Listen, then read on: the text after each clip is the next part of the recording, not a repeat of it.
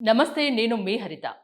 ప్రతి 100 మందిలో 30 మంది వరకు నడుము నొప్పితో బాధపడుతున్నారని కొన్ని నివేదికలు చెప్తున్నాయి. ఈ ప్రాబ్లం ఇంతగా పెరిగిపోవడానికి కారణాలేంటి? ఇప్పుడు వచ్చిన ట్రీట్మెంట్స్ ఏమున్నాయి? పూర్తిగా నివారించవచ్చా? తెలుసుకుందాం. నాతో పాటు ఉన్నారు ఈపియన్ pain management founder and director doctor Sudheer Tara. నమస్తే డాక్టర్ గారు. నమస్కారం అండి హరిత గారు. Thank you sir. నడుము నొప్పి ఇది కూడా సాధారణ సమస్యగానే తీసుకోవాలా? ఎందుకంటే ఒక ఇంట్లో 5గురు ఉన్నారనుకోండి, ఒక ముగ్గురు నడుము నొప్పి అంటుంటారు. సాధారణ సమస్యేనా? నడుము నొప్పి బేసికలీ సాధారణ సమస్య అయినా ఇప్పుడు మనము చేసే కొన్ని అంటే అవేర్నెస్ లేకుండా, అవగాహన లేకుండా చేసే లైఫ్ యాక్టివిటీసు, చేసే ఎక్సర్సైజెస్, చేసే రిక్రియేషనల్ యాక్టివిటీస్ తోటి నడుము నొప్పి అన్నది ఒక పెద్ద సిండ్రోమ్గా మారిపోయింది. అదో జబ్బు అయిపోయింది. ఎందుకంటే మనము కొన్ని కండిషన్స్ని, హెల్త్ కండిషన్స్ని రెండుగా విభజించవచ్చు. ఒకటి జబ్బులు, జబ్బు లేని కండిషన్స్. జబ్బులు, జబ్బు లేకుండా ఉండే కండిషన్. ఈ రెండిట్లో కూడాను బాధ ఉంటుంది, సఫరింగ్ ఉంటుంది. ఇప్పుడు హెల్దీగా ఉండడం అంటే ఏంటి? జబ్బు లేకుండా ఉండడం. కానీ హెల్దీగా జబ్బు లేకుండా ఉన్న వాళ్ళలో కూడా సఫరింగ్ ఉంటుంది. అంటే అర్థం కదా, అరే హెల్త్ బాగోకపోతేనే కదా సఫరింగ్. ఏంటి హెల్దీగా ఉన్న పేషెంట్స్ సఫరింగ్ ఏంటంటే జబ్బు లేకుండా ఉన్న వాళ్ళు మన యాక్టివిటీస్ వల్ల కొన్ని నొప్పులను తెచ్చిపెట్టుకుంటాం. అది షోల్డర్ పెయిన్ అవ్వచ్చు, స్పైన్ పెయిన్ అవ్వచ్చు, నడుము నొప్పి అవ్వచ్చు, నెక్ పెయిన్ అవ్వచ్చు, మోకాలు నొప్పి అవ్వచ్చు, ఇతర ఏ జాయింట్ పెయిన్ అయినా అవ్వచ్చు. సో ఇవి ఏంటి, హెల్దీ పర్సనే మీరు, కానీ అవి ఆ నొప్పితో సఫర్ అవుతుంటారు. నొప్పితో సఫర్ అవుతారు, మీరు వర్క్కి వెళ్ళలేకపోతుంటారు, మీ లైఫ్ యాక్టివిటీస్ బాగోవు, మీరు ఫ్యామిలీతో హ్యాపీగా ఉండరు, వర్క్ ప్లేస్లో బాగుండరు, ట్రావెల్ బాగుండదు, రెస్ట్ తీసుకోవడం కష్టమవుతుంది. ఇటువంటిలో మేజర్గా ఎక్కువ పర్సెంటేజ్ బాధపడేవాళ్ళు నడుము నొప్పి. ఎందుకు సరిగ్గా నడవలేకపోతూ ఉంటారు, ఇలా పట్టుకొని నడుస్తూ ఉంటారు. ఇదంతా కూడాను నేను మాట్లాడేది ఏంటి తెలుసా, ఎంగేజ్లోనే స్టార్ట్ అవుతుంది. ఎంగేజ్లో ఎందుకు స్టార్ట్ అవుతుంది? మనం చేసే యాక్టివిటీస్, కరెక్ట్గా చేసే యాక్టివిటీస్ నుంచి డీవియేట్ అయిపోయి మనము ఏవో అనవసరమైన యాక్టివిటీస్ అన్నీ చేస్తున్నాం. దీనివల్ల డిఫరెంట్ స్పైన్ పెయిన్స్ వస్తాయి. ఇప్పుడు మనము నడుము నొప్పి అనుకుని అందరూ ఏమంటారు, సయాటికా అంటారు. సయాటికా అంటే ఏంటి? అది మెడికల్ టర్మ్ కాదు, జనరల్గా కొలోక్యల్గా మనం మాట్లాడుకునేది. సయాటికా అంటే ఏంటంటే డిస్క్ స్పైన్లోంచి బయటకు వచ్చి అది నరాన్ని ఒత్తితే అప్పుడు నడుము నుంచి ఆ కాలంతా నొప్పి వస్తుంది. అంటే డిస్క్ బయటకు వచ్చి, ఇప్పుడు చూడండి, ఇది ఈ రెండు బోన్స్ మధ్యలో ఇది డిస్క్ బ్లూగా ఉంది కదా, ఈ డిస్క్ కరెక్ట్గా ఇదే ప్లేస్లో ఉంటే దాని వెనకాల ఉన్న నరం మీద ప్రెషర్ పడదు. ఈ డిస్క్ కానీ వెనక్కి వచ్చిందనుకో, ఈ ఎల్లోగా ఉంది కదా పచ్చగా, దీని మీద ప్రెషర్ పడింది అనుకోండి, ఈ నరం ఇలాగే కాలుకి సెన్సేషన్ సప్లై చేస్తుంది. ఈ డిస్క్ బయటకు వచ్చి ఈ నరం మీద పడినప్పుడు నరం వాస్తుంది. ఇక్కడ ఎర్రగా ఏం చూసారా, తీవ్రంగా ఉంటుందంటారు. నడుము నుంచి కాలంతా గుంజుతుంది సార్, 2 అడుగులే కానీ జుమ్మని లాగుతుంది సార్ అంటారు. సో ఇది సయాటికా. సరే, ఇప్పుడు మనము 100లో 30 అనుకున్నాం కదా, అందులో ఒక 60-70% సయాటికా ఉంటుంది.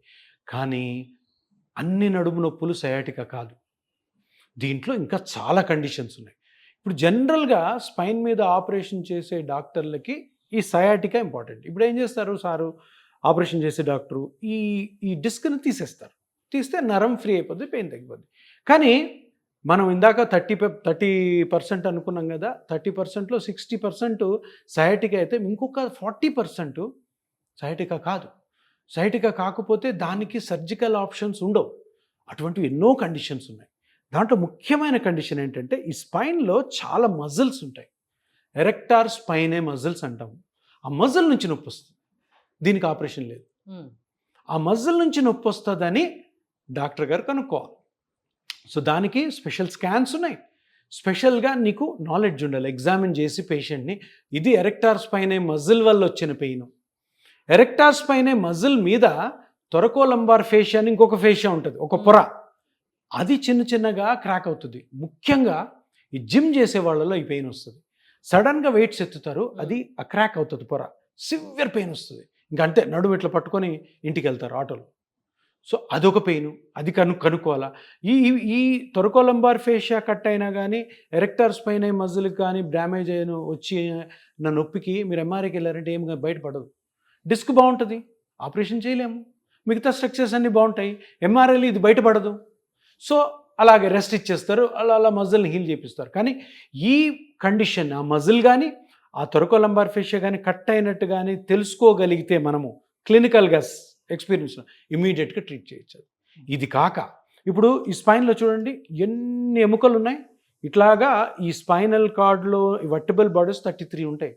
ఈ 33 మధ్యలో ఒక బోన్కి ఇంకొక బోన్ మధ్యలో చిన్న చిన్న జాయింట్స్ ఉంటాయి. వాటిని ఫెసెట్ జాయింట్స్ అంటాం. ఆ ఫెసెట్ జాయింట్స్ నుంచి కూడా పెయిన్ వస్తుంది. ఆ జాయింట్స్ కొంచెం ఏజ్ అయిపోతే అరుగుతుంది. ఒక 50 దాటాక అరుగుతుంది. 60 కల్లా ఫెసెట్ జాయింట్స్ ఫ్యూజ్ అయిపోతాయి. అక్కడ నుంచి నొప్పి చాలా మందికి వస్తుంది. అందరికీ నొప్పి రావాలి కదా. సో ఈ ఫెసెట్ జాయింట్స్ అరిగిపోయినా కూడాను మీకు పెద్దగా ఎంఆర్ఐలో కనపచ్చు కూడా.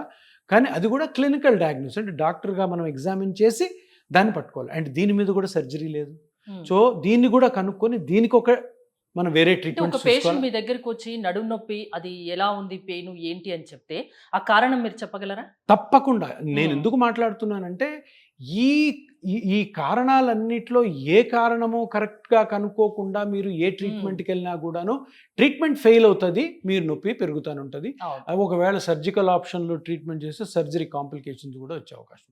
ఇట్లాగ ఇంకొక 4-5 కారణాలు ఉన్నాయి ఎందుకు నొప్పి వస్తుంది. కానీ పాయింట్ ఏంటంటే ఇక్కడ నువ్వు కరెక్ట్ పాయింట్ని కనుక్కోలేదనుకో తప్పకుండా మనం రాంగ్ రూట్లో వెళ్ళిపోతాం. కరెక్ట్ పాయింట్ కారణం కనుక్కోవాలా, అది కరెక్ట్గా మనం స్కానింగ్లో బయటపడగలగాల. ఒకవేళ కొన్ని కండిషన్స్ స్కానింగ్లో బయటపడకపోయినా కానీ మనకున్న క్లినికల్ నాలెడ్జ్ తోటి అది కనుక్కొని అది ట్రీట్ చేయడమే. చాలా మంది చెప్పంగా విన్నాను ఏంటంటే ట్రీట్మెంట్ చాలా తీసుకుంటున్నాము కానీ పెయిన్ తగ్గదు అంటే కరెక్ట్గా డయాగ్నోస్ కాలేదు. డయాగ్నోజ్ అయితే 90% ట్రీట్మెంట్ అయిపోవాలా. డయాగ్నోస్ కాకపోతే కాదు. లేదు డయాగ్నోజ్ అయింది, ట్రీట్మెంట్ అయింది, నువ్వు సరిగ్గా మెయింటైన్ చేసుకోవట్లేదు.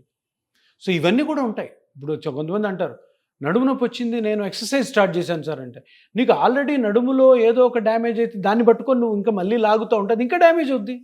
అది రాంగ్ కదా. 10 మంది 10 రకాలు చెప్తారు, 10 రకాలు ఫాలో అవుతారు, ఇంకెక్కువ తెచ్చుకుంటారు.